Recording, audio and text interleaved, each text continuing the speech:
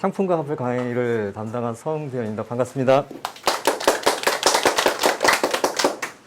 예, 오늘 강의의 이제 주요 내용이 3개가 되는데요. 첫 번째가 상품입니다. 그다음에 두 번째가 화폐의 출현. 그다음에 세 번째가 화폐의 기능들입니다. 이번에 이제 정치경제학 강좌에서 배우게 되는 게, 그러니까 주제가 정치경제학 자체가 자본주의예요. 그래서 이제 자본주의에서 잉여가치, 이윤이 어떻게 나오는 거냐, 그걸 이제 공부하게 되실 거고요. 그리고 이제 자본주의가 이제 계속 축적을 해 나가거든요. 자본이 계속 늘어나는데, 그렇게 되면은 뭐 사람들이 처지, 특히 이제 노동자들의 처지는 어떻게 되냐? 그러니까 점점점 이렇게 좋아지는 경향이 있는 것이냐, 아니면은 뭐 어떻게 되는 것이냐? 그러니까 이걸 또 공부하게 되고요. 그리고 이제 제국주의라고 하는 건데, 이제 제국주의가 뭐냐면 이제 자본주의가 발전하면 제국주의 단계까지도 이르게 되는 그런 일이 있습니다. 그래서 이 3개가 이제 가장 중요한 주제가 될 텐데요.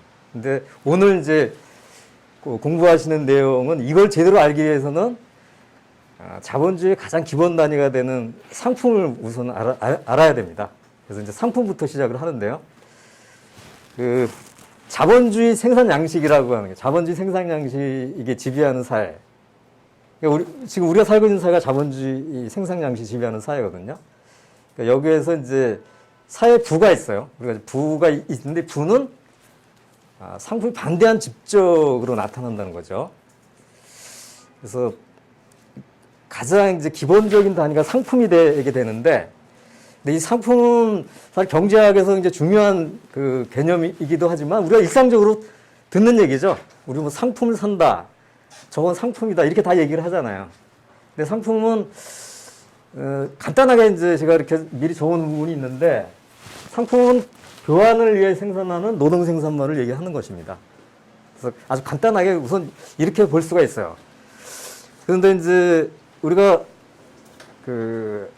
한번 주변을 보면, 여러분들이 좀 보시면 한번 좀 자기가 입고 있는 거나 주변에 있는 걸 한번 쭉 보세요. 보면은 노동 생산물이 다 상품이에요. 그러니까 한번 놀라울 정도로, 그러니까 교환을 위해서 생산한 노동 생산물이 아닌 것이 거의 없어요. 제가 가장 이제 제가 입고 있는 옷도 보면 이게 제가 만들어서 입은 게 아니거든요. 그다음에 뭐 구두도 그렇고, 그리고 뭐 집에서 나와서 보통 이제 전철을 타는데 전철도 다 상품이죠. 여기를 한번 제가 오늘 강의를 하기 전에 얼마나 우리가 사는 세상이 이제 상품이 지배하는 사회인가, 이걸 말씀드리기 위해 가지고 여기서 거꾸로 상품이 아닌 걸 한번 찾아보려고 했어요. 아까 여기 이제 정의가 교환을 위해서 생산한 노동 생산물이라고 그랬는데, 한번 주변 한번 보시면 여기서 상품이 아닌 것들이 과연 몇 개나 될까? 그래서 제가 한번 미리 한번 이렇게 살펴봤더니, 이것도 다 상품이고, 뭐 다 상품이죠. 딱 2개가 있더라고요. 저기 들어오는 문 위에 우리 한 분 회원께서 집에서 저걸 이제 번역의 주체로, 세상의 주인으로 이렇게 그걸 써가지고 갖고 오셔가지고 붙였거든요. 그림도 하나 있고요. 근데 이제 저것도 다 사람의 노동이 들어가는 거예요. 열심히 해서 이제 했는데, 저걸 만들어가지고 딴 사람한테 팔라고 만든 게 아니죠. 교환을 하기 위해서. 저거 이제 뭔가 만들어서, 여기 이제 회원들이 좀 매일 좀 봤으면 좋겠다 해서 만든 거예요. 그러니까 이 정도로 이제 상품이라고 하는 것은 우리가 일상적으로 접하는 겁니다. 그래서 너무나 일상적으로 접해가지고 우리가 상품들 사이에 둘러싸여 살고 있다는 것 자체를 의식하지 못할 정도로 돼 있는 것이죠. 그리고 이제 본격적으로 이제 상품 분석 들어가기 전에 좀 배경이 되는 걸 좀 먼저 말씀을 드리는데, 그러면 노동생산물은 다 상품인가? 그렇지 않다는 거죠. 그래서 뭐 집에서, 요새는 뭐 집에서 상추도 좀 이렇게 그 베란다 같은 데서 기르잖아요. 그래서 베란다에 이제 상추를 길러서 먹는다. 그러면 여기서 정의한 것으로 보면은 그 상추는 상품일까요? 상품이 아닐까요? 상품이 아니죠. 이거는 이제 직접 먹으려고 한 거거든. 남한테 이제 교환을 하기 위해서 한 게 아니고. 그리고 이제 역사적으로 보면 노동 생산물은 많았지만 상품이 하는 경우가 굉장히 많았어요. 오히려 상품이 전면화된 것은 최근의 일이에요. 그래서 옛날에 이제 우리가 인류학에서도 보면 원시 공동체 사회가 있었다고 하는데, 그때도 다 사람들이 물건을 만들어가지고 쓴단 말이죠. 근데 그때는 미리 공동체에서 필요한 거를 딱 계산을 해가지고 1년에 얼마 정도가 필요하다고 해서 각각의 역할을 좀 분담해가지고 그 물건을 만들어가지고 이제 그걸 나눠서 쓴 거예요. 그렇게 되니까 교환을 하는 식으로 하는 게 아니죠. 그리고 이제 서양 역사에 보면 중세 시대에는 이제 그 봉건 사회가 있었는데, 그러니까 농노가 이제 곡물을 생산해가지고 승려들하고 그 귀족들한테 영주죠. 귀족이 아니라 영주들한테 이제 공나무로 그 바치는데, 이거는 남을 위해서 생산하는 거예요. 자기가 쓰려고 하는 건 아니에요, 농노가. 하지만 이것도 상품은 아니에요. 왜 그러냐? 교환을 통해서 전달하는 게 아니고, 이거는 그냥 생산해가지고 그 영주하고 승려한테 전달하는 거거든요. 그래서 대략 상품이 좀 어떻다라고 하는 감이 좀 잡히시죠? 상품이 정의가 어떻고, 그다음에 또 이 상품이라고 하는 것이 이제 그 늘상 있었던 것도 아니다. 뭐 이런 정도의 감은 좀 잡으셨죠? 예. 그러면 지금부터 이제 본론으로 들어가도록 하겠습니다. 예, 이제 상품을 이제 분석을 하는데, 그 상품은 두 가지가 있어야 돼요. 하나는 뭐냐면 사용 가치가 있고, 미리 뭐 결론부터 말씀 가치가 있어야 되는데, 이걸 설명을 드리도록 하겠습니다. 먼저 사용 가치인데요. 그러니까 상품은 뭔가가 쓰임새가 있어야 돼요. 그래서 쌀 같은 경우는 배고프니까 이제 쌀을 먹는 거고, 옷은 뭐 추위를 막기 위해서 입는 거고 하니까 이러한 사용 가치가 있어야 되는 거예요. 근데 제가 이 부분은 뭐 여러분들께 길게 설명을 안 드려도 금세 아실 수 있을 것 같아요. 이거를 그 이해하시는데 어려움은 좀 없을 것 같아요. 그런데 이제 지금부터가 조금은 이제 우리가 일상적으로 접하지 않는 그런 건데요. 이 상품들은 보통 서로 교환이 됩니다.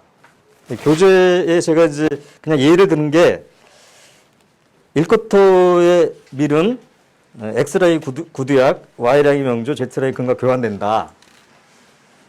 이렇게 예를 들었어요. 그래서 뭐냐면, 한 상품이 다른 상품하고 이렇게 교환이 되는데, 이때 교환되는 양을 교환 가치라고 합니다. 그렇게 되니까 그 밀은 여러 개의 교환 가치를 갖게 되는 거죠. 그러니까 구두락으로 표현되는 교환 가치도 있고, 명주로 표현되는 그 교환 가치도 있고, 이렇게 돼요. 근데 이거가 어떤 걸 암시하냐? 똑같이 다 교환된다는 거죠. 그러면 여기에는 뭔가 동일한 것은 분명하다. 교환 가치인데 동일한 게 그 분명하다는 거죠. 그럼 이제 이게 바로 이제 지금부터 이제 중요한 개념이 나올 텐데요. 이렇게 서로가 교환될 때는 뭔가 공통된 요소가 있다. 그리고 뭔가가 밖으로 드러나는 현상 형태일 수 있다는 것이죠. 그러니까 제가 이렇게 써놨는데 현상과 본질이 있는데 이것이 어떤 교환 가치가 현상일 수가 있다. 그러면 질문을 우리가 좀 할 수가 있거든요. 그러니까 여기에 뭔가 배후에서 뭐가 있는 게 아니냐. 근데 이제 길게 또 설명을 드리면 굉장히 어려울 것 같아서 결론부터 그냥 말씀을 드리고 이걸 이제 설명하는 방식으로 가도록 하겠습니다. 바로 여기에 배후에 있고, 그러니까 보통 현상하고 본질 이렇게 얘기를 하는데, 이 본질에 해당되고 배후에 있는 것이 뭐냐? 가치다. 근데 이 가치는 또 뭐냐? 결론부터 말씀을 드리고 나서 설명을 하도록 하겠습니다. 추상적 인간 노동이 은거된 것이다. 예, 이렇게 볼 수가 있어요. 이걸 이제 사례를 가지고 좀 말씀드리도록 하겠습니다. 여기 이제 양복 한 벌과 구두 네 켤레가 서로 교환된다, 이렇게 예를 들어놨는데요. 여기서 양복하고 구두는 서로 다른 사용 가치를 갖고 있는 거죠. 양복은 이제 뭐 말 그대로 이렇게 걸쳐서 추위를 덜거나 뭐 모습을 좀 좋게 하기 위해서 입는 거고, 구두는 그 발을 갖다 보호하고 그 신기 위해서 입는 거죠. 서로 다른 그 사용 가치입니다. 그런데 이때 이 사용 가치라고 하는 것을 조금 어려운 용어를 쓰면은 사상한다, 이렇게 썼는데요. 이 사상이 뭐냐면 버릴 사자예요, 이게. 그러니까 버려버리는 거예요.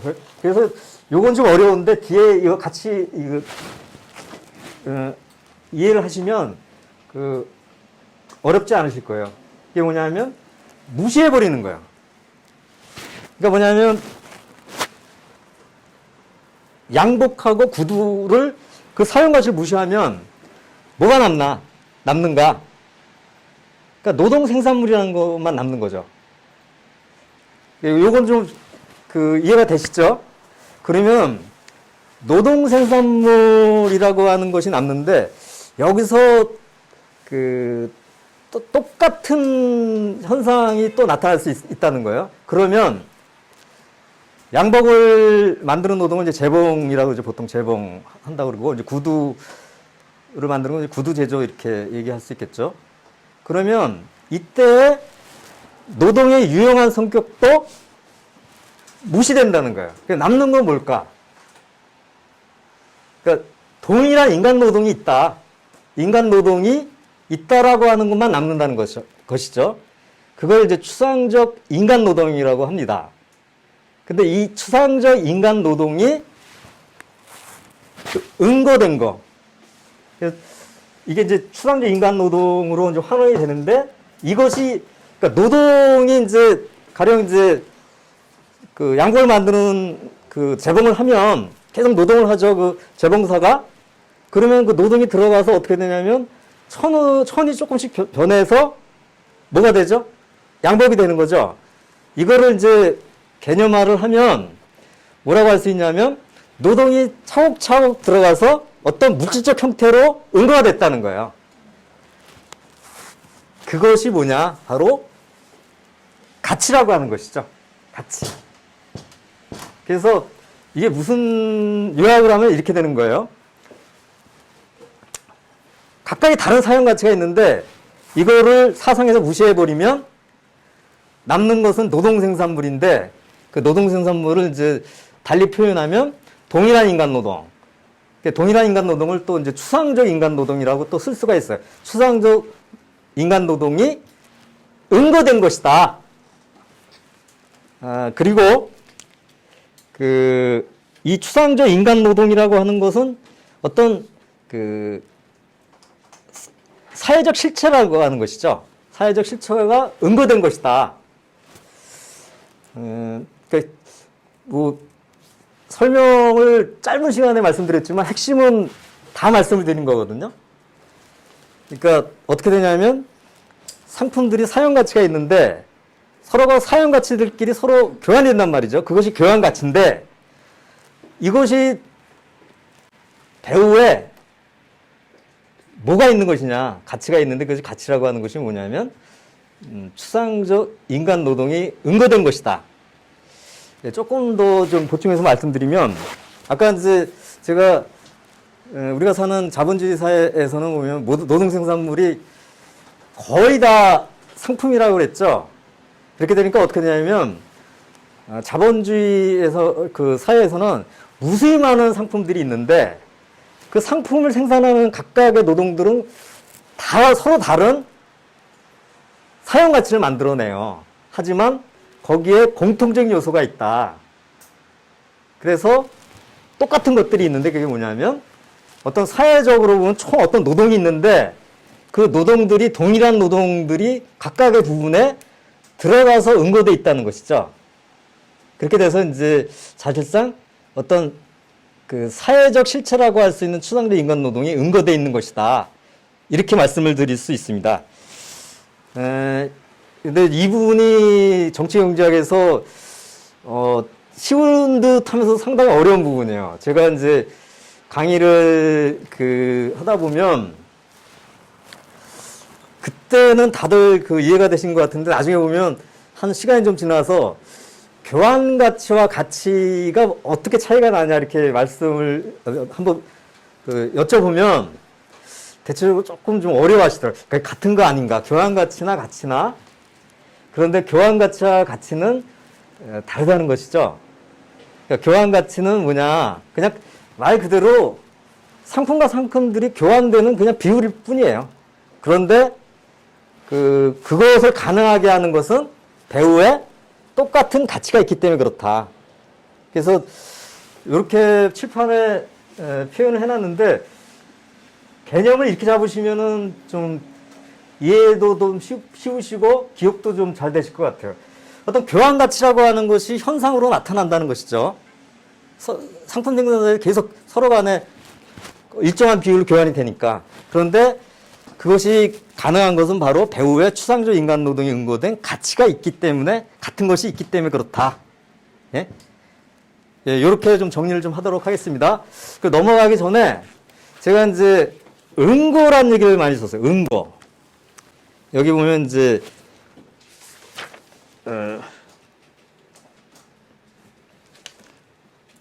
추상적 인간 노동이 응고된 것이다. 그리고 이제 여기서 가치 뒤에 좀 8페이지로 와주십시오. 가치가 추상적 인간 노동 자체가 아니라 그것이 응고미라는 점을 강조할 필요가 있다라고 하는 거예요. 그러니까 이게 같은데 이게 뭐가 다른 거지? 이건 다른 게 이거예요. 그러니까 노동이라고 하는 건 어떤 살아있는 것이 계속 움직이는 거거든요. 그러니까 노동은 일종의 운동이에요. 그런데 가치라고 하는 것은 뭐냐면 이미 노동이 들어가서 거기에 어떤 새로운 상품이 만들어진 거예요. 그래서 거기에 들어가서 대상화됐다고 그래요. 이거를 조금 표현을 좀 어렵긴 하는데 대상화됐다. 그러니까 우리가 이제 영어로 하면 대상이 옵젝트거든요. 그러니까 어떤 주체가 있으면 어떤 바로 객관적인 어떤 실제가 있는데 그것으로 돼 있다 이렇게 해가지고 이 부분을 이제 표현을 그렇게 하는데 이 부분을 제가 여기서 좀 강조 드리는 이유는 뒤에 설명하는 부분이 이 부분이 잘 이해가 되셔야 나중에 잘 그 뒤에 부분이 이해가 되기 때문에 그렇습니다. 그래서 이건 좀 기억을 해두시고 곧바로 제가 이제 설명을 드릴 테니까 기억을 좀 해두시기 바라겠습니다. 그러면 이제 가치에 대해서 지금 말씀을 드린 거거든요. 사용 가치, 그다음에 교환 가치, 그다음에 가치까지 갔어요. 가치가 뭐냐? 가치의 실체가 뭐냐? 가치 실체는 추상적 인간 노동이라는 게 노동이 응고된 것이 가치이기 때문에 그러면 지금부터는 이제 문제 설정이 좀 달라집니다. 가치가 뭐라는 것까지 가치 실체까지 갔는데 그럼 가치의 크기는 뭐냐? 가치의 크기는 어떻게 측정이 되는가? 그러면 추상적 인간 노동이 응고된 것이라고 했으니까 쉽게 우리가 추측할 수 있겠죠. 들어간 노동량에 의해서 결정이 되겠죠. 예, 이제 이렇게 이제 말씀을 드리고 그러면 이제 질문이 나올 수가 있는 게 이게 있어요. 그러면 그러니까 노동 시간 계속 이제 노동을 하는 시간에 의해서 가치가 결정이 된다.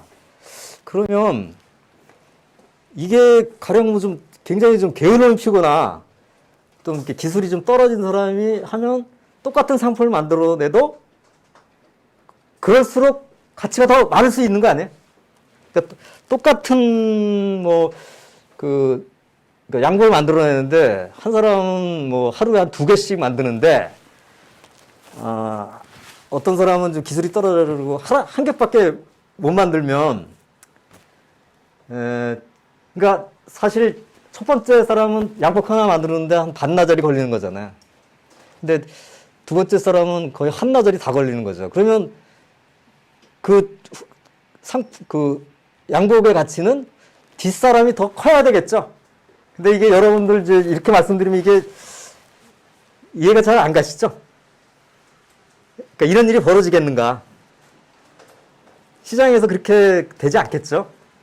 그래서 중요한 개념이 나오는데 가치 크기를 결정하는 것은 각각의 개별 생산자들이 그 상품을 생산하는 데 필요한 노동시간에 의해서 결정되는 게 아니라 다른 개념이 나와요. 그 상품의 생산에 사회적으로 필요한 노동시간이라는 거예요. 개별적인 게 아니라 사회적. 그러니까 사회적으로 필요한 노동시간 그러니까 이게 어떻게 되냐면 그 사회에서 양복을 예를 들면 양복을 만들어내는데 대략 얼마 정도의 어떤 평균적인 그 숙련도를 갖고 있고 기술도 갖고 있고 뭐 또 장비도 거의 평균적인 수준에 갖고 있는 생산자들이 걸리는 시간이 있다는 거죠. 그것에 의해서 결정된다고 할 수 있죠. 그래서 가치의 크기는 개별 생산자에 필요한 노동시간에 가치의 크기 결정을 하는 것은 사회적으로 그 상품이 생산에 사회적으로 필요한 노동시간이다. 예, 이 부분은 여러분들이 이제 뒤에 정치경제학 공부하실 때 계속 나올 내용이기 때문에 이걸 꼭 기억을 하셔야 돼요. 그래야 이제 뒤에서 설명하는 부분들이 이해가 되실 수가 있습니다. 그렇게 되니까 이제 곧바로 연결되는 게 뭐냐면 노동 생산성이에요. 그러니까 노동 생산성에 따라서 상품의 가치 크기가 수시로 변한다라고 하는 것입니다. 지금까지 공부한 거를 좀 활용을 하면 만일 경우에 한 상품을 생산하는데 노동 생산성이 높아지는 거예요. 그러니까 노동 생산성이 높아진다는 건 뭐냐면 같은 시간에 사용 가치 생산량이 늘어난다는 거예요. 그러니까 더 많이 생산한다는 거죠. 그러면 가치의 크기가 사회적으로 필요한 노동 시간에 의해서 결정된다고 하면 그렇다고 하면 노동 생산성이 그 상품의 생산에 전반적으로 올라가면 그 상품의 가치는 올라가겠어요? 떨어지겠어요? 떨어지겠죠. 역방향으로 가겠죠. 생산성에 반비례하겠죠. 그 다음에 이제 생산성이 떨어지면 가치 크기는 커지고 올라가고. 예. 그래서 이제 여러분들이 가장 이제 쉽게 이거를 좀 알 수 있는 게 전자제품이에요. 그러니까 뭐 어떤 상품들은 좀 가격이 점점 올라가는 경우가 있지만 그래도 추세적으로 보면 전자제품들은 대체적으로 우리 경험상 보면 가격이 많이 떨어지죠. 시간이 갈수록. 그건 뭐냐면 그 전자제품을 생산하는데 그 사회적으로 필요한 노동시간이 노동 생산성이 높아져가지고 줄어들었기 때문에 그런 거예요. 그러니까 제가 참고로 한번 좀 검색을 해봤어요. 검색을 해보니까 2003년부터 2018년까지 전자제품들이 가격이 떨어진 것들을 쭉 보니까 TV가 한 85.5%가 떨어졌더라고요. 여러 가지가 있는데 시간이 좀 많이 들어가니까 몇 개만 더 말씀드리면 컴퓨터가 한 67.8%, 영상 음향기기 40.2% 떨어졌더라고요. 그러니까 생산성이 높아지면 상품의 가치의 크기는 줄어든다. 이게 이제 여러분들께서 이것도 좀 기억을 해 두시기 바랍니다. 그리고 이제 자본주의 상품 생산사에서 굉장히 이제 무서운 게 뭐냐면 경쟁이 굉장히 치열해요. 경쟁이 치열할 수밖에 없는 이유가 뭐냐면 생산성이 높아지면 자본가들은 돈을 더 벌 수 있어요. 나중에 이제 다음 강의에서 좀 특별 ing여 같이 설명 드릴 때 말씀드릴 건데 이렇게 되니까는 굉장히 그 생산성을 높이기 위해서 뭐 새로운 기계를 도입한다거나 해요. 근데 뭐 남들보다 더 돈을 벌기 위해서도 그러지만 살아남기 위해서도 그렇게 해야 돼요. 왜냐면 다른 쪽은 다 생산성이 높아지는데 자기만의 옛날식으로 하다가 어떻게 되겠어요? 공장 한번 운영하다가 한 1년도 안 가서 망할 가능성이 많죠. 그러니까 왜 자본주의 사회에서는 끊임없이 이렇게 경쟁이 붙는지의 원리가 아주 간단하게 여기에 있는 거예요. 그러니까 상품의 가치의 크기가 그 사회적으로 필요한 노동 시간에 의해서 결정되는데, 그것을 또 결정을 하게 될 때 이제 결정적인 요인이 노동 생산성이라는 거죠. 그래서 노동 생산성을 다른 사람보다 먼저 높일 수 있는 쪽에서는 돈을 벌고, 다른 쪽보다 전반적으로 올라가는데 그걸 따라가지 못하면 망하는 거죠. 예, 이것도 이제 어떻게 보면 이게 무서운 힘으로 작용하죠, 자본주의에서는. 근데 원리는 여기에 있습니다. 예, 그래서 제가 이제 정치경제학에서 가장 기본적인 개념이 되는 상품에 대해서 말씀을 드렸어요. 이 부분은 지금 말씀을 들으셨기 때문에 아마 다들 이해를 하셨다고 생각이 드실 것 같아요.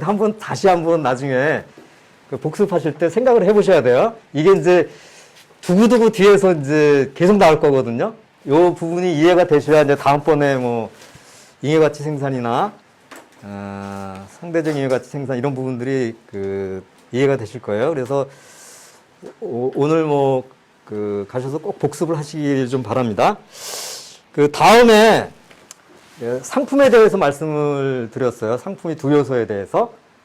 그걸 연결을 해서 이제 상품의 체현의 노동의 이중성에 대해서 말씀드리도록 하겠습니다. 네, 이 부분은 앞에서 말씀드린 거하고 연결해서 하면 쉬워요. 상품에 두 가지 요소가 있다고 그랬죠? 아까 두 가지 요소가 사용 가치하고 뭐라 그랬죠? 가치가 있다고 그랬잖아요. 그러면 사용과 가치가 동시에 어떤 상품 안에 있는 거죠. 그러면 이제 그걸 만들기 위해서는 노동이 필요한데, 노동이 뭐 두 가지가 있는 건 아니야. 하나의 노동을 하는데 상품에 두 요소가 있듯이 노동에 두 가지 측면이 있다는 거예요. 그래서 사용 가치를 창조하는, 생산하는 그런 측면에서의 노동을 구체적 유형 노동이라고 그래요. 그리고 이미 뭐 추상적 인간 노동이라고 하는 개념은 나왔는데, 가치를 생산하는 측면에서의 노동을 추상적 인간 노동이라고 합니다. 그래서 이 부분을 말씀드리는 것이 이 주제의 핵심이고요. 근데 이제 이것을 설명하는 데에서 좀 이렇게 구체적 유형 노동이나 사용 가치에 대해 설명하면서 조금 더 보완해서 설명할 부분이 좀 있어요. 그게 뭐냐면, 상품을 생산하게 되면은, 상품을 생산할 때는 뭐냐면, 각각의 그 사용 가치를 생산하는 노동들이 분업 체계가 있다는 거예요. 그걸 이제 사회적 분업이라고 하거든요. 사회적 분업이 있기 때문에, 뭐 여기 있는 예를 들어 책을 만들고 이 펜슬을 만든 거 있고 여기 이 의자를 만드는 게 있으면 각각의 하는 노동이 다르죠. 그게 이제 사회적 분업이 있어요. 사회적 분업이 있어야 됩니다. 그래야 상품 생산이 돼요. 그런데 사회적 분업이라고 하는 것은 상품 생산이 없어도 존재해왔고 또 존재한다는 거죠. 그래서 아까 제가 이제 예를 든 게 원시 공동체를 예를 들었죠. 원시 공동체도 다 똑같은 노동을 하는 게 아니라 분업이 좀 있어요. 뭐 나이 차이에 따라도 있고 성별로 또 분업이 있단 말이죠. 거기도 사회적 분업은 있는데, 여기서 생산되는 그 노동 생산물은 아까 제가 말씀드릴 때 상품이라고 그랬나요? 상품이 아니라고 그랬나요? 상품이 아니죠. 교환을 위해서 생산하는 게 아니기 때문에. 그래서 이건 뭐냐면, 사회적 분업은 어느 사회나 필요하지만, 그러니까 상품 생산에도 당연히 필요하겠죠. 근데 사회적 분업은 상품 생산이 아닌 데에서도 필요하다. 이거 분리해서 봐야 된다는 거죠. 그러면 상품 생산은 어떤 경우에만 발생을 하느냐? 이분은 이제 그 뒤에서 또 활용을 하기 때문에 말씀을 드리면 독립적으로 행해지고 상호 의존하지 않는 사적 노동이 생산물만이 서로 상품으로 대면한다는 거예요. 그게 뭐냐면 상품 생산자들이 서로 독립적으로 생산을 해요. 서로 의존하지 않아요. 각각 생산해서 그걸 어디로 가져가서 시장에 가서 서로 교환하는 거예요. 그러니까 이런 경우에만 상품 생산이 된다. 이 부분을 좀 여러분께서 좀 기억을 하셨으면 좋겠습니다. 그리고 또 하나는 사용가치의 생산. 이거는 사람이 살기 위해서는 어떤 사회 형태에서나 반드시 필요하다. 이것도 이해가 되시죠? 이거는 쉽게 이해가 되시죠? 그러니까 여러 가지 사회 형태가 있는데 사람이 살아가기 위해서는 사용가치를 생산해야 된다는, 필요한 것들 생산해서 쌀을 생산하고 먹는 거 생산하고 뭐 옷도 만들어야 되고 이래야지 사람이 살아갈 수가 있죠. 예. 요 정도로 말씀을 드리고 다음 주제 넘어가도록 하겠습니다. 가치 형태 또는 교환 가치인데요. 이 부분이 이제 지금부터 말씀드리는 부분이 어렵습니다. 지금부터 이제 어려워요. 앞에도 쉬운 건 아닌데 앞에보다 훨씬 어려워요. 훨씬 어려운데 이제 가치 형태 또는 교환 가치 이렇게 얘기를 했는데 이건 또는이라고 하는 표현이 들어가기 때문에 같은 거예요. 가치 형태 그러면 오히려 어려워요. 가치 형태 그러면 어려운데 교환 가치 그러면은 쉬워요. 교환 가치 아까 뭐라고 제가 정의를 내렸죠? 아까 일쿼터의 밀이 여러 상품들하고 교환된다고 그랬죠? 그게 다 교환 가치예요. 그래서 지금까지 이제 이 교환 가치로부터 출발해가지고 뭔가 이렇게 뚝뚝뚝 들어와서 가치까지 갔죠. 근데 지금은 이제 거꾸로 간다는 거예요. 가치에서 교환 가치, 가치 형태로 가요. 근데 이거 왜 하나? 갑자기 갑자기 가치까지 와서 다시 또 가치 형태가 어떻고 복잡해 가는가? 이거는 이제 목표가 있어요. 이렇게 이제 분석하는 거는 뭐냐면, 가치 형태가 이제 낮은 단계부터 점점 이렇게 발전을 하면서 나중에 어디까지 가냐? 화폐 형태까지 가요. 근데 이 화폐 형태가 되게 신비로워요. 돈이 되게 신비로워요. 이게 돈은 그냥 우리가 경험 속에서 항상 익숙하게 봐서 그런데 돈을 가지고 하면 돈의 특징은 뭐냐? 돈을 제시할 경우에는 정말 괴팍한 사람이 아니면 그 X만 맞으면 모든 것과 교환될 수 있는 게 돈이죠. 그러니까 돈이 상당히 신기한 거예요. 그러니까 우리가 이제 너무 익숙하니까 그러니까 별로인 것 같은데 이 갖다 제시가 하면 어떤 거나 직접적으로 교환할 수가 있어요. 그렇게 되니까 이제 돈이 힘이 엄청나게 커지죠. 나중에 보면. 돈이 있으면 돈을 갖고 있는 것만큼 파워가 생기잖아요. 다른 거하고 다 이렇게 교환할 수 있는 능력이 생기니까. 그러니까 화폐가 굉장히 신비로운 거예요. 이거 화폐 이런 힘이 어디서 나왔을까? 굉장히 신비로운데 이거를 이제 정치경제학에서 이렇게 과학적으로 분석을 하면 가장 간단한 형태로부터 출발해서 여기 이제 미리 써놨는데 이렇게 하나 20m 양압하고 한 개의 저거리가 교환된다라고 하는 이 간단한 등식에서부터 출발해서 점점 복잡하게 간 것이다. 그래서 화폐 형태가 별거 아니다. 그러니까 이런 것들을 규명하는 것이 바로 이제 가치 형태와 교환 가치입니다. 예, 이게 지금부터 할 거야.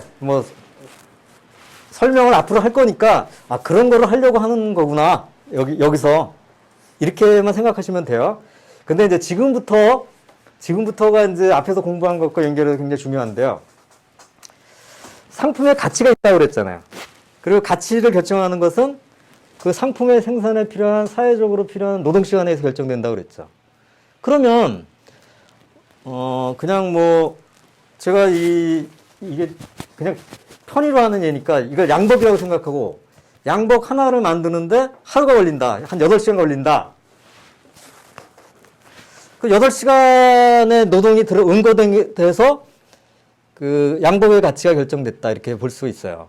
그러면 가치의 크기는 뭐 간단한 거 아니냐? 8시간의 노동이 들어가 있으니까 8시간의 가치가 들어가 있는 것이 근데 뭐 그걸 가지고 뭐 복잡하게 얘기하냐? 그런데 실제로 어떻게 되냐? 한번 양복을 한번 보세요. 양복에 가치가 있다가 우리가 경제학에서 분석을 해요. 8시간의 노동이 들어가서 사회적으로 필요한 노동시간에 들어가서 8시간만큼의 크기에 해당되는 그 가치가 형성돼 있다. 근데 양복을 한번 쭉 보시면 양복을 보면 거기서 가치를 뽑아낼 수 있으세요? 그러니까 여기서 한번 가치를 한번 여기서 무슨 쓰든 뭐 예를 들면 사진을 찍든 아니면 손으로 뽑아내든 아니면 화학약품을 갖고 와서 뽑아낼 수가 있겠어요? 없습니다. 왜? 가치는 그러니까 그래서 중요한 건데 가치는 사회적인 거라는 거죠. 뭐냐면 전체 어떤 노동이 있으면 동일한 노동이 얼마만큼이 추상적 인간 노동이 얼마에 들어갔다라는 거예요. 그러니까 이것 자체가 사회적인 거예요. 그러니까 사회적인 것이니까 자연적인 요소가 하나도 없다는 거예요. 그러니까 도대체 어떻게 뭐 뽑아낼 수가 없어요. 무슨 뭐 앞으로 뭐 과학이 발달해가지고 뭐 정말 새로운 기술이 나오더라도 절대로 뽑아낼 수가 없다는 거예요. 그러면 또 질문이 들겠죠. 그러면 가치라고 하는 것은 없는 거냐? 있는 거죠. 없는 게 아니에요. 실제 있는 거예요. 그게 뭐냐면 바로 실체가 있는 거예요. 추상적 인간 노동이 은거되어 있는 거예요. 그러면 이 가치는 그러면 어떻게 우리가 확인할 수 있는 건가? 한번 이런 질문을 던져봐야 되거든요. 그러면 여기서 이제 우리가 생각을 해야 될 게 있는 거예요. 아까 가치는 사회적인 것이다. 추상적 인간 노동이라고 하는 것도 사회적인 것이다. 그러면 이 가치라고 하는 것은 뭐냐? 그 스스로가 내가 이만큼 있으니까 나를 표현할 방법이 없어요. 그러니까 이게 아니면 자기가 그냥 뭐 8시간 들어가 있다고 우리가 계산해버리면 되는 거 아니냐. 그거는 우리가 과학적으로 분석하는 것이지, 그러니까 우리가 지금 뭐 시장에 가서 가령 이게 뭐 책 한 권이 이게 한 뭐 15,000원이다. 그러면 이 15,000원으로 우리는 그냥 이걸 거래를 하는 그 돈으로 사는 거지. 여기에 몇 시간 들어간지를 우리가 측정하고 하는 게 아니에요. 그래서 이제 뭘 말씀드리려고 하는 거냐. 사회적인 그 실체가 은거된 것이 가치이기 때문에 가치는 자기를 표현할 수 있는 방법이 딱 하나가 있다. 바로 사회적으로 표현을 했는데 어떻게 표현하느냐. 교환 속에서 표현할 수밖에 없다는 거예요. 똑같은 가치를 갖고 있는 다른 상품을 하고 교환되는 것을 통해서 나타날 수밖에 없다. 그래서 이것이 바로 가치가 교환 가치를 통해서만 나타날 수밖에 없다라고 하는 것입니다. 그리고 그것이 이제 지금부터 본격적으로 이제 분석을 하는 가치 형태의 발전이라고 하는 이것들이 이제 그걸 나타내는 거예요. 이게 뭐냐면, 그래서 어떻게 하냐면 다른 상품을 갖고 끌고 와서 자기를 표현해요. 가치를. 그렇게 되면 교환 가치를 통해서만 가치를 표현한다는 거예요. 이해가 되시죠? 이렇게 어떤 개념이. 그러면 이제 그것이 어떻게 발전해 가느냐. 가장 간단한 것부터 발전해 간다. 가장 간단한 것부터 지금부터 말씀드리도록 하겠습니다. 그래서 이제 단순한 개별적인 또 우연적인 가치 형태로부터 출발을 하는데요. 이건 예를 든 거예요. 여기 20m 암호표가 한 개의 저고리 이렇게 표현을 했어요. 이게 뭐냐면, 말로 표현하면 20m의 암호표는 한 개의 저고리와 가치가 같다. 이런 얘기를 하는 거예요. 그런데 이제 여기서 이거는 뭐 우리가 쉽게 이해가 되죠. 근데 이제 분석을 할 때 엄밀하게 하기 위해서 이쪽에 있는 것은 상대적 가치 형태에 있다. 그리고 등가 형태에 있다고 합니다. 그리고 이제 이걸 지금부터 설명을 드릴 거예요. 근데 이건 뭐냐면 상대적 가치 형태와 등가 형태라고 하는 것은 조금 좀 어려워요. 그러니까 어려운데 그냥 어렴풋이 그냥 이해를 하셔도 됩니다.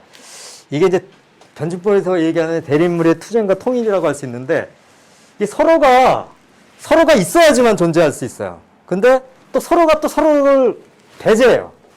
이건 뭐 되게 어려운 것 같은데, 쉽게 얘기하면 20m의 암호포는 한 개의 저거리라고 하는 것이 있어야지만,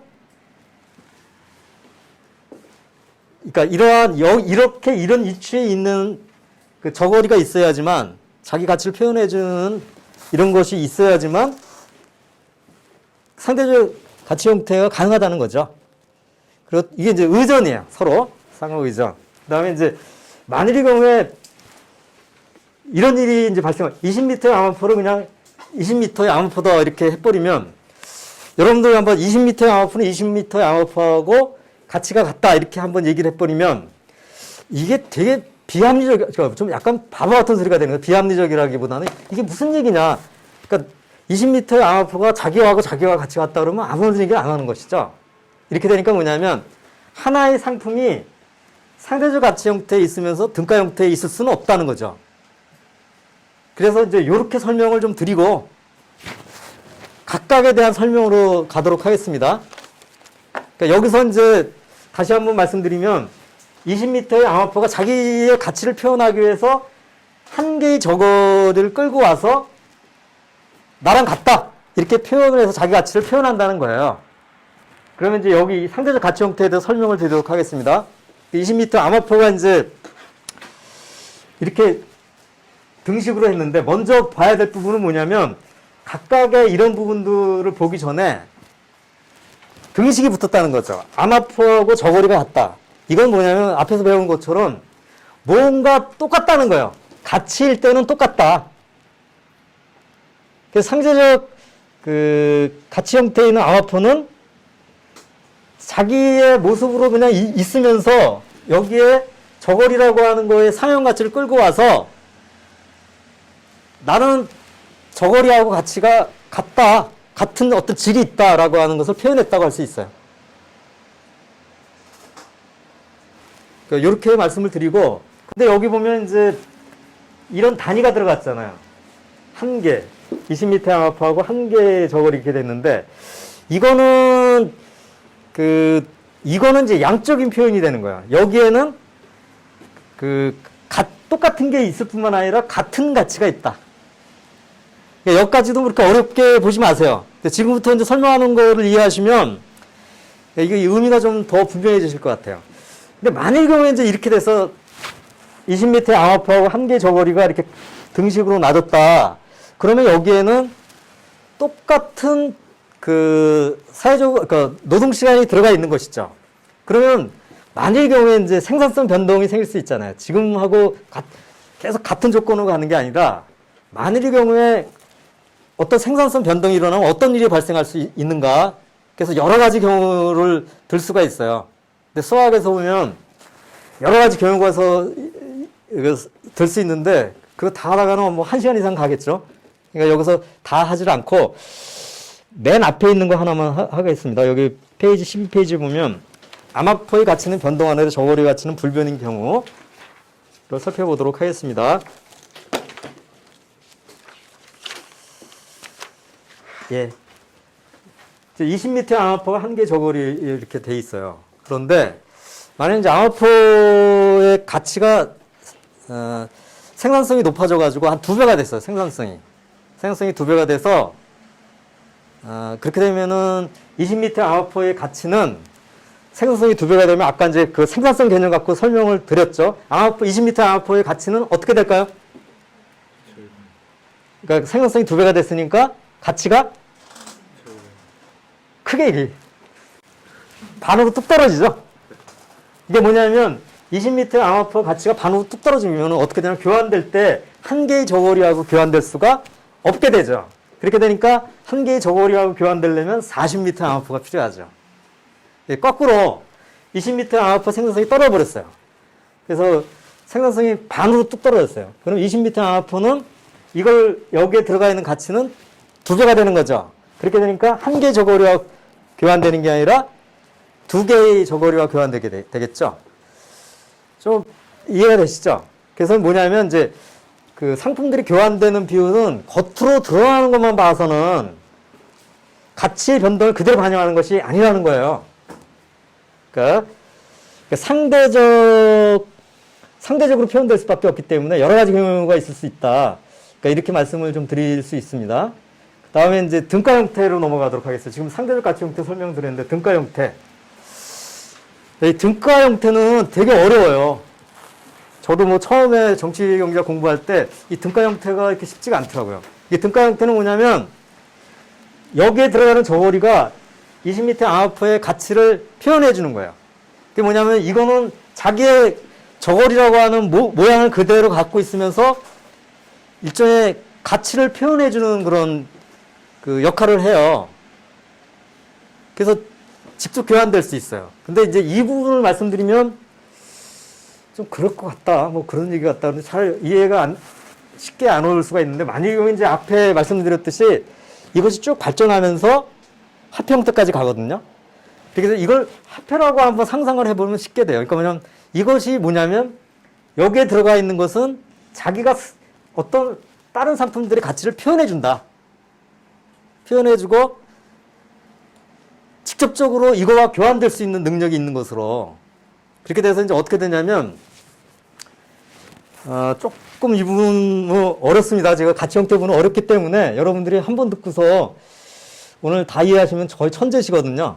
그러니까 한번 나중에 복습을 하시는 걸로 하고 13페이지에 등가 형태의 특징을 쭉 정리한 게 있어요.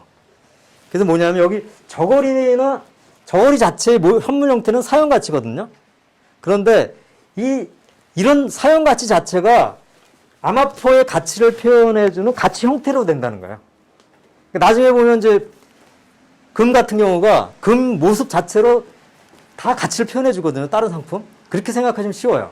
또 하나는 뭐냐면 이거를 이제 노동의 측면으로 보면 저고리를 만드는 노동은 제복 노동인데 이것이 추상적 인간 노동을 표현해주는 현상 형태가 된다. 세 번째가 뭐냐면 저고리를 만드는 노동은 다 사적 노동이에요. 그냥 저고리 만드는 거, 뭐 암호표 만드는 거, 다른 상품 만드는 거 다 각자가 자기 책임하에 노동하는 거거든요. 그런데 이 등가 형태는 어떤 특징을 갖게 되냐면 사적인 건데 직접적으로 사회적인 형태가 된다는 거예요. 이것도 한번 금하고 한번 생각을 한번 해보세요. 금 같은 경우에는 금은 놀랍게도 나중에 이제 그런 모습으로 나타나잖아요. 금은 분명히 금강에서 금을 생산할 때는 그것도 다 사적 노동이거든요. 그런데 금은 모든 그러니까 직접적으로 사회적으로 인정되는 형태의 노동으로 간주된다는 거예요. 금을 만드는 노동이. 예, 이렇게 좀 말씀을 드리고 이제 설명을 이걸 묶어가는 식으로 가도록 하겠습니다. 상대적 가치 형태 요 부분을 이게 묶어서 이렇게 쭉 보면 요 부분이 어떻게 되냐면 20m의 암호표는 다 똑같이 사용 가치와 가치를 갖고 있습니다.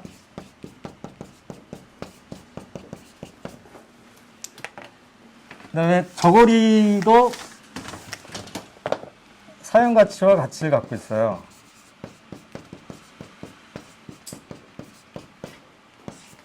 그런데 이제 이게 종합 분류는 어떻게 되냐면 이 내부에 20m 암호표 내부에 여기에 내부에는 다 사용 가치와 사용 가치의 내적 대립이 있어요. 그런데 이것이 이제 이렇게 교환 관계로 표현될 때 어떻게 되는 거냐? 이때 이 현물 형태는 여기서 사용 가치라고 하는 측면만 간주된다는 거예요.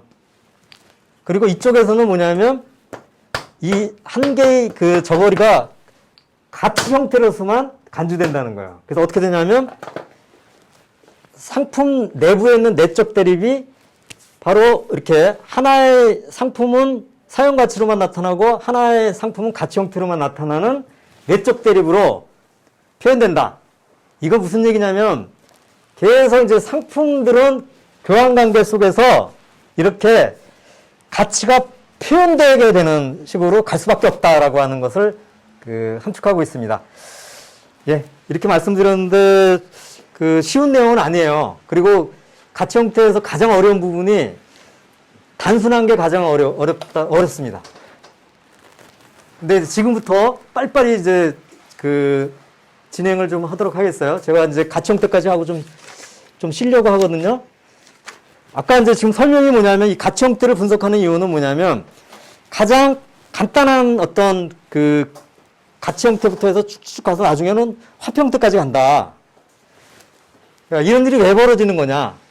이거는 그냥 그냥 뭐 개념적인 것만은 아니고 처음에 이렇게 하나의 상품과 하나의 상품이 그냥 둘이서 교환되는 것은 굉장히 생산인 단계가 좀 발전 단계가 낮은 데에서 어떤 이제 공동체가 다른 외부와 접촉할 때 발생하는 경우가 있어요. 그러니까 우연히 한번 이렇게 하는 거예요. 그러니까 이렇게 되니까 이게 굉장히 불충분해요. 그런데 이제 이 가치 형태가 발전할 수가 있어요. 그래서 뭐냐면 20m 암호표가 책을 보세요. 교재를 14페이지에 보면 오른쪽에 여러 가지가 있을 수 있다는 거죠. 이것이 전체적 또는 전개된 가치 형태입니다. 그래서 어떻게 되냐면 우변에 계속 어떤 상품들이 쭉 있게 돼요. 그러니까 이거는 뭐냐면 그만큼 이제 교환되는 어떤 상품이 교환되는 상품들이 많아졌다는 거예요. 그러니까 예를 들면 가축 같은 경우가 있는데 좀 사회가 발전하면 가축이 이게 굉장히 중요한 어떤 상품인데 어떤 사회에서 다양한 상품들과 교환되는 거하고 좀 어떤 같이 연결해서 보시면 됩니다. 그런데 이렇다 한들 이거는 문제점이 있어요. 그러니까 미완성이라는 거예요. 이게 오른쪽에 이제 계속 하니까 계속 늘어날 수밖에 없죠. 근데 늘어나긴 하는데 뭔가가 이렇게 그냥 잡다한 것들이 그냥 이렇게 모자이크처럼 이렇게 쌓여가는 거에 불과하다는 것이죠. 그러니까 여기 어떤 한계점이 나타나는데 이거를 이제 극복하는 것이 있을 수 있다. 그게 바로 세 번째에 있는 일반적 가치 형태인데 뒤집어버려요. 근데 여러분 이제 뒤집어버리면 그냥 간단하게 뒤집으면 되는 게 아니라 굉장히 다른 중요한 의미가 있다는 거예요. 뒤집어버리면은 암호표가 오른쪽으로 가죠. 이거 어떻게 되는 일이 발생하냐면 왼쪽에 굉장히 많은 상품들이 있는데 가치를 등가 형태에 들어가는 상품은 하나밖에 없게 되죠. 그렇게 되니까 가치를 이제 표현해주는 방식에서 굉장히 달라지게 되죠. 단순하죠. 단순하게 된다는 게 뭐냐면 하나의 상품이 표현하니까 단순하죠. 근데 하나의 상품이 다 표현해 주잖아요. 그러면 통일적이죠. 이게 왜 이런 일이 발생하냐. 이게 이제 상품 생산과 교환이 발전하다 보면 어떻게 되냐면 이게 이제 계속 경험이 축적이 되고 그러다 보면 어떻게 되냐면 여러 개의 상품들이 있는데 그 상품들이 어떤 사회적 공동 노력에 의해서 하나의 암호표라고 하는 여기서 이제 암호표가 되는데 암호표라고 하는 상품을 골라서 네가 혼자 가치 표현을 한번 다 해봐라. 이런 역할을 부여한다는 거예요. 그래서 이제 용어로 하면 암호표가 일반적 등가물이 된다. 앞에 전개된 가치 형태에서는 오른쪽에 굉장히 많았죠. 그렇게 되니까 각각의 등가물은 특수한 등가물이죠. 일반적인 게 아니고. 예. 그리고 제가 이 부분은 이 정도로 하고요. 그 다음에 이제 화폐 형태로 넘어가요. 여러분들 이제 드디어 이제 화폐 형태가 나와서 이제 화폐 형태를 지금 규명하는 것이 핵심 주제인데, 근데 굉장히 좀 끝이 좀 허무합니다. 왜냐면 드디어 이제 화폐의 어떤 신비성을 다 이제 규명을 할 단계에 왔는데, 실제로 일반적 가치 형태에서 화폐 형태로 넘어가는 것은 별거 아니다라고 하는 거죠. 그러니까 일반적 가치 형태로 발전하는 것이 굉장히 그 본질적인 차이가 있어요. 그러니까 단순한 형태에서 전개된 가치 형태로 넘어가는 것도 어떤 변화가 있는데, 화폐 형태로 이행하는 것은 실제로는 굉장히 간단한 것밖에 없다는 거예요. 그게 뭐냐. 그러니까 암화포가 지금 일반적 등가물을 하잖아요. 그러면 이제 암화포가 역할도 하고 뭐 다른 것도 좀 쭉쭉쭉 그러니까 하면서 돌아가면서 뭐 했는데, 결국은 뭐 우리가 이제 역사를 따지면 1, 2년 따지지 않잖아요. 뭐 사람이 이제 보통 옛날에 살면 한 40, 옛날에 한 40밖에 못 살았겠죠. 옛날에 그 굉장히 문화가 낮을 때는. 근데 이게 뭐 한 2000년 정도 되고 뭐 이러고 하면 그 사이에 사람이 엄청난 경험이 누적되는 거죠. 그래서 어떻게 되냐. 결국은 몇 개의 상품으로 일반적 등가물 역할하는 것들이 고정돼 사회적으로 이제 관세돼 버리는 거예요. 나중에 보니까 너가 이거 하는 게 좋겠다. 그리고 나중에 이제 거의 이제 고착화돼서 안 변해요, 관습으로. 그래서 나중에 이 일반적 등가물의 역할을 놀라울 정도로 문화가 발달한 나라에서는, 그러니까 이제 우리가 인류학 같은 데 보면 문화가 어느 정도까지 발전하다가 망한 데도 많잖아요. 근데 이제 문화가 일반적으로 좀 많이 좀 발전한 나라, 뭐 예를 들면 뭐 이집트, 뭐 우리나라도 그렇겠죠. 뭐 중국, 그다음에 뭐 그리스, 뭐 이런 나라 이렇게 쭉 역사적으로 보면 결국은 어디로 이 역할이 고정이 됐냐? 금과 은이었다는 거죠. 그래서 화폐 형태가 출현이 되고, 그래서 금과 은은 화폐가 되는 것입니다. 예, 화폐가 되는데, 이렇게 되니까 여러분들이 이제 조금 쉬었다가 다시 공부할 때 중요하게 되는 게 뭐냐면, 금과 은이 화폐가 될 수 있었던 요인은, 금과 은도 원래는 처음엔 뭐였죠? 단순한 상품이었던 거죠. 그러니까 상품이 아니었던 것이 화폐가 되는 게 아니라, 상품 중에서 가장 어떻게 역할이 좀 이렇게 축축 좁혀지다가 금과 은으로 관습에 의해서 금과 은이 그런 역할을 독점하게 된 것이죠. 그러니까 금과 은도 처음에는 다 상품이었다. 다 똑같이 발전했는데 결국은 나중에 가서 금과 은이 일반적 등가물의 역할을 독점하게 됐다는 것이죠. 그래서 이렇게 되니까 어떻게 되는 거냐면, 바로 이제 가치 형태를 해서 뭘 규명하는 거냐면, 화폐가 어떻게 해서 이 화폐라고 하는 놈이 어떻게 나온 거냐.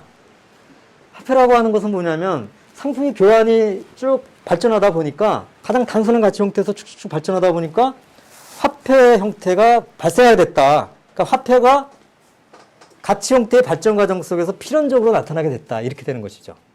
그걸 거꾸로 뒤집어서 얘기를 하면, 아까 말씀드린 화폐는 정말 직접적 교환성이 되는 거예요. 다 모든 거하고 다 교환이 되거든요. 그러니까 굉장히 사람들한테 신비롭게 보이는데, 그 신비로운 것의 어떤 비밀은 가장 단순한 가치 형태, 여기에 이미 있었다는 거죠. 그러니까 화폐는 전혀 신비로운 게 아니다. 예, 이렇게 하는 부분이 이제 가치 형태에서의 핵심 주제입니다. 예, 넘어가기 전에 제가 이제 가격이라고 하는 개념에 대해서 말씀드리도록 하겠습니다. 우리가 이제 가격 얘기를 하는데, 이 가격도 여러분들이 좀 간단하게 생각을 하셔야 돼요. 가격이 뭐냐?